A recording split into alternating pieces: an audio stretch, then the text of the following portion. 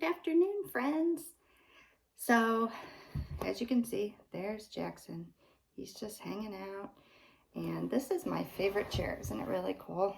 It's got it's a brown background and it's got flowers all on it. And so I love it. It's super comfy and I like sitting in it for lots of reasons, usually to read a good book.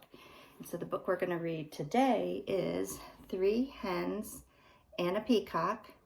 A hen is a female chicken.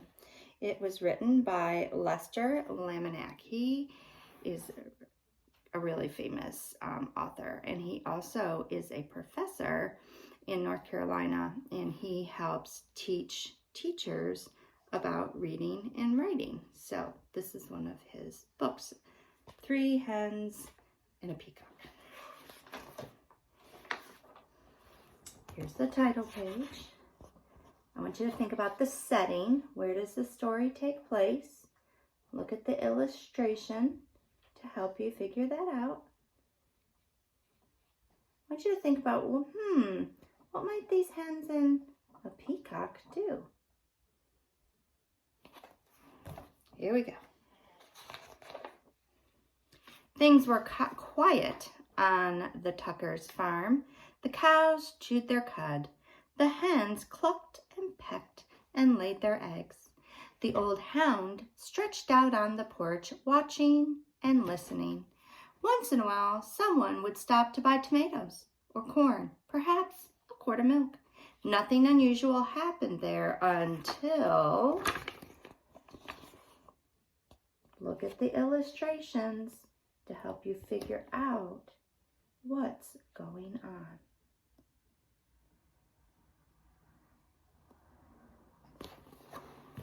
Let's see. That peacock showed up.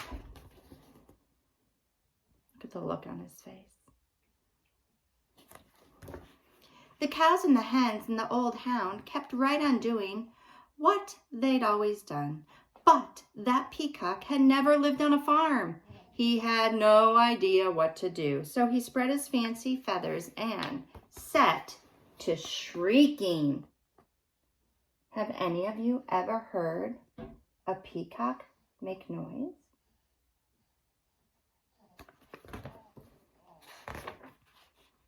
Eventually, the peacock wandered down the road. When cars whizzed by, he shook his feathers and cried out in his loudest voice. Of course, folks stopped for a closer look.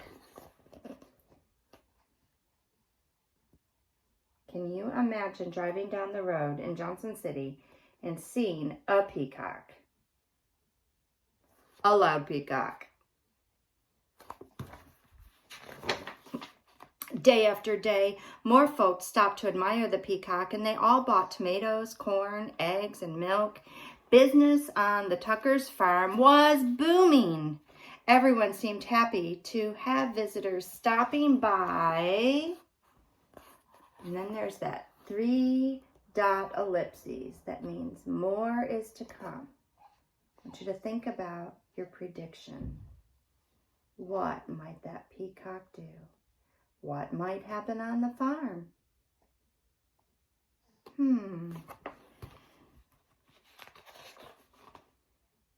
Trouble was brewing in the hen house.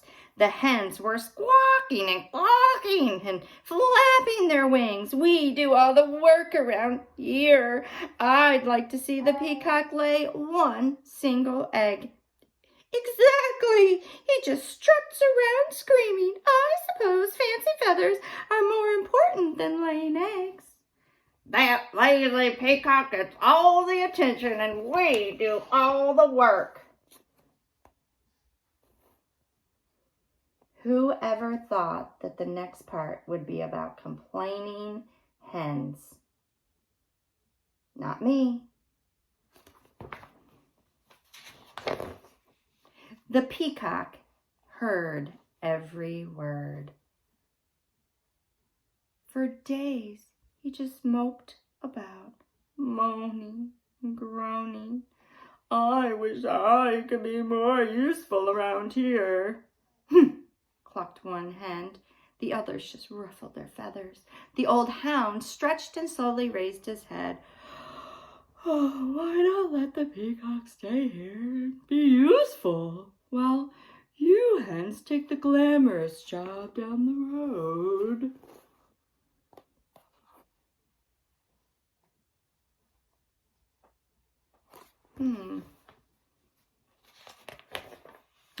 The three hens began clucking at one another. What a wonderful plan!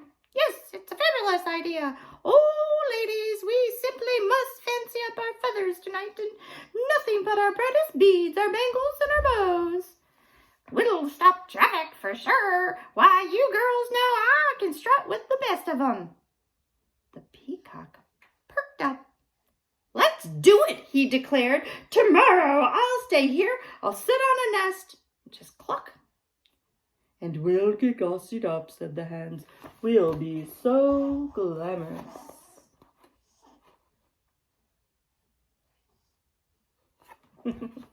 You do know that the word peacock means male peacock. So a female peacock is not called a peacock. It is called a peahen. And they're all together, peacocks and peahens. They're actually not called peacocks. They're called peafowl. The word fowl, F-O-W-L, means a type of bird. Usually when we hear the word fowl, we mean birds. So a pea-bird, peafowl. So peacock, boy, peahen, female. I didn't know that till I was an adult, and now you know it as a second grader. At sunrise the next morning, the hen strutted down the road. The peacock marched right to the hen house and poked his head inside. I want you to think about why I gave you that fact about peacocks and peahens. If the peacock said, well, I'm just going to go into the hen house and sit on a nest and cluck all day. Is that going to work? Will that be effective? What does he hope will happen?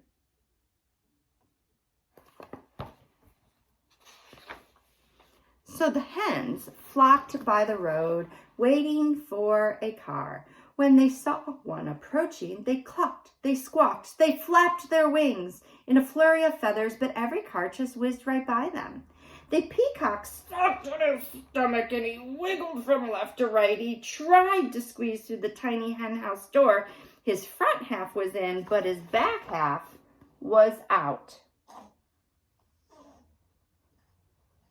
Think about why the hens couldn't get the people's attention in the car.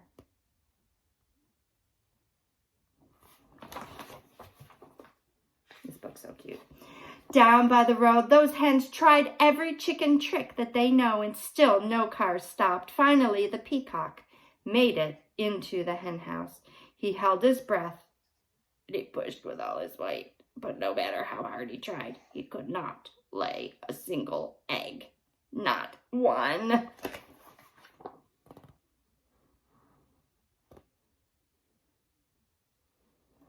What is it about peacocks that get people's attention?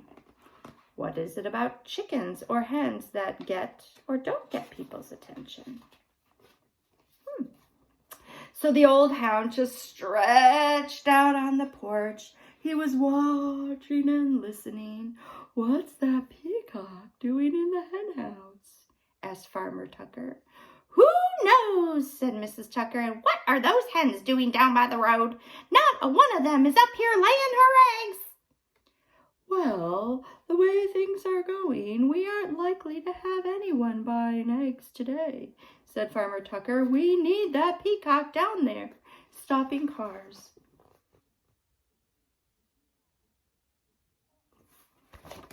If you saw a peacock on the side of the road, would you want to stop?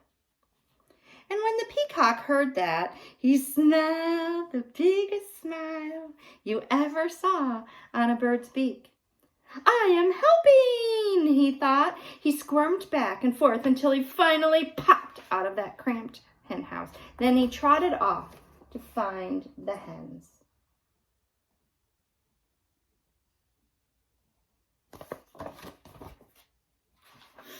The exhausted hens were just all clucked out. Every feather of theirs was out of place. What a day. We couldn't get one car to stop. It's true. Why, most of them didn't even slow down.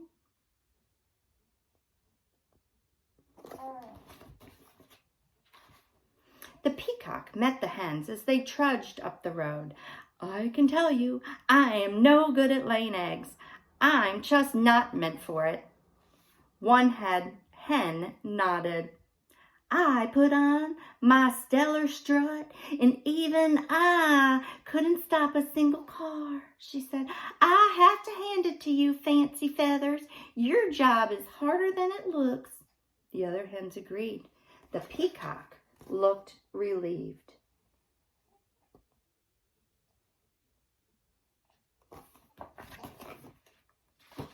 So the hens marched back to the hen house. The peacock strutted down the road. The old hound stretched out on the porch, and he just watched and listened. And things were quiet again on the Tucker farm.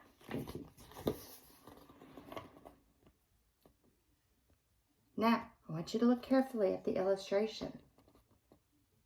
We do not know, now that we're at the end of the story, what will happen next, because life on the Tucker farm does not end just because the story ended.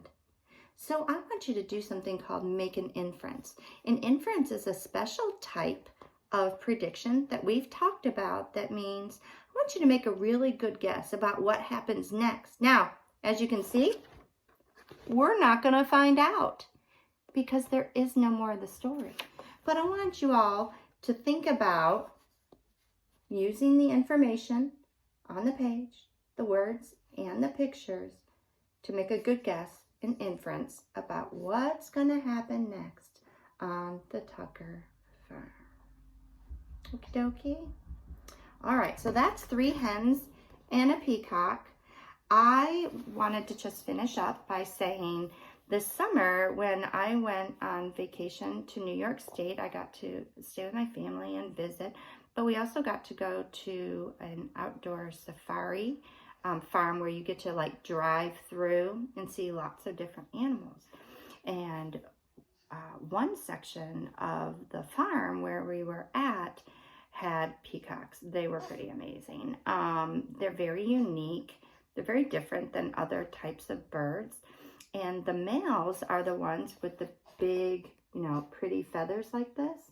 And the females don't have those big, pretty feathers. A lot of people think that this part of the peacock feather looks kind of like an eyeball. And one of the reasons they have that is to scare off predators. But they also use their feathers like a fan. They fluff them up because they don't have to stay up like this all the time. They can bring them back down. But they bring them up and then they go like this with their feathers. And they make this whooshing, rattling sound. And they do it because they want the peahens' attention. They want the peahens to like them best. And once you think about why a peacock would even care whether a peahen likes him or not. But I took some videos of it, which I will send to you so that you can watch them in action. I hope everybody has a really good day.